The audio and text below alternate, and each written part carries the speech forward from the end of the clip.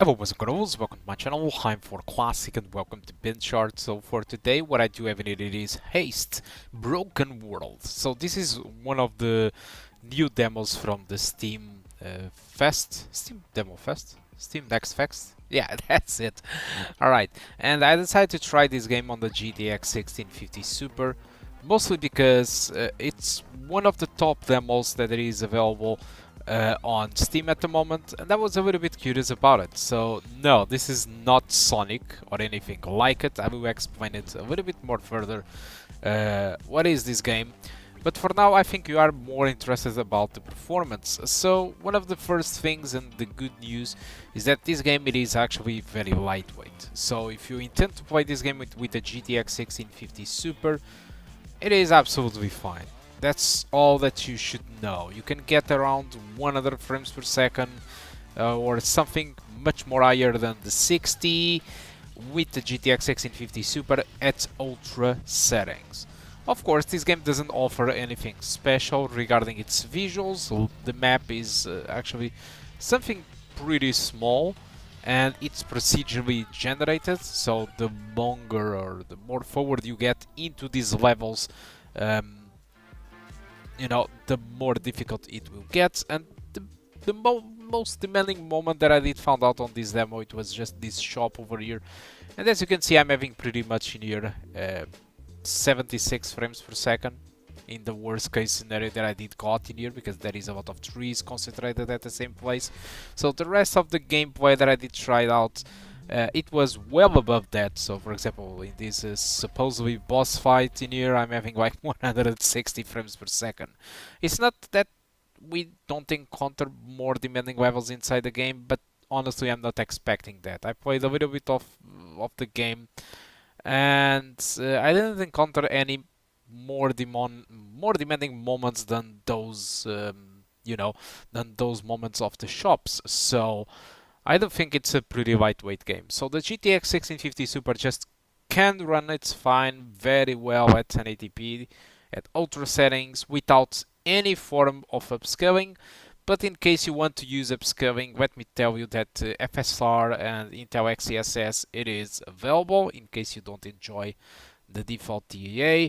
I'm not sure if I said it already, but this game it is using Unity engine, and so far it is using also DX11, and it have been very stable. I didn't encounter any stuttering at all, and the game also doesn't use too much VRAM, so I don't think that's an issue. So yeah, I also obviously since the game runs so well, I also decided to try the game out with different resolutions as usual. So basically 1440p with ultra settings provides mostly an experience above 60, although on the shop area it might drop below 60.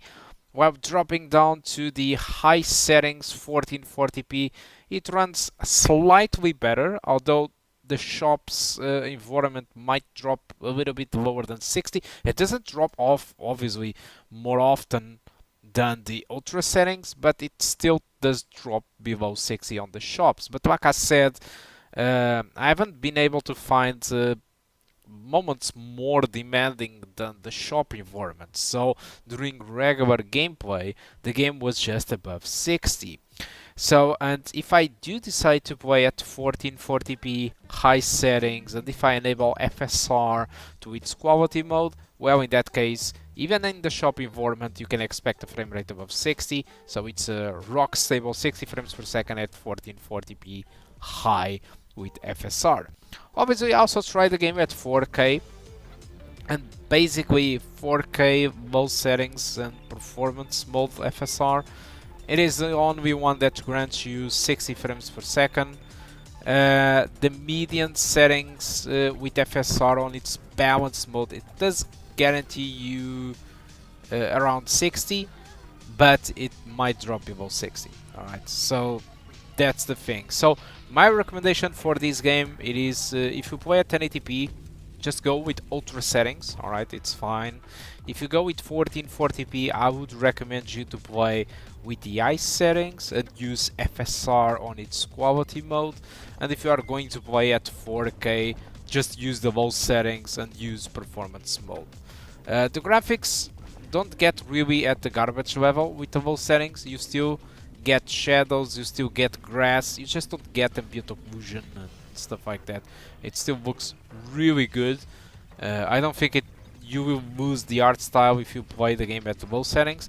And since this game is very easy to run, if you intend to play on a handheld like a Steam Deck or something like that, I'm pretty sure it should be very easy to run. Also, people with integrated graphic cards might have a chance with playing up this game at a decent frame rate. Alright, and given that the game at the low settings does still look really good, I don't think it is an issue. Alright, so I told you that I would talk a little bit about the game itself. I don't have too much to say. Apparently you have kind of 10 shards that you need to collect from a broken world, and I'm not really sure about it, but I'm assuming that every time you collect a shard, the world just recovers a little bit. But I'm just assuming because I didn't collect any shard. And basically you have these structured levels that the more forward you get, the more difficult the game will get. This is all pre-generated world, so basically you start to have more and more difficult levels, I guess, the more forward you get.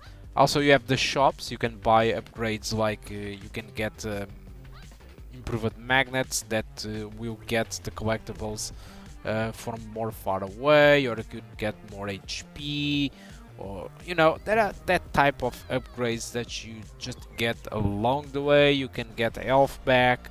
You also have a score every time you finish a level, and I guess just the objective is to get until the last level, probably beat a boss fight or something. I'm not really sure about that, and you just complete one shard. The full game will apparently have 10 shards, and that's pretty much about it. The levels are as small as this. But yeah, given that it is pre-generated, procedural generated, I mean, the chances are unlimited to get like different levels every time you play. So yeah, I think that's basically it. What it is about HASTE.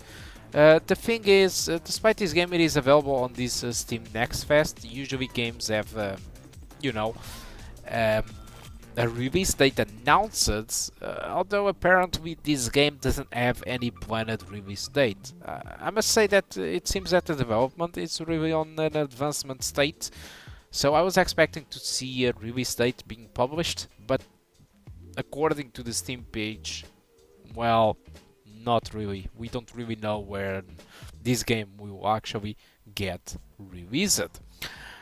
Alright, so like I said, this is all that I want to talk about this game.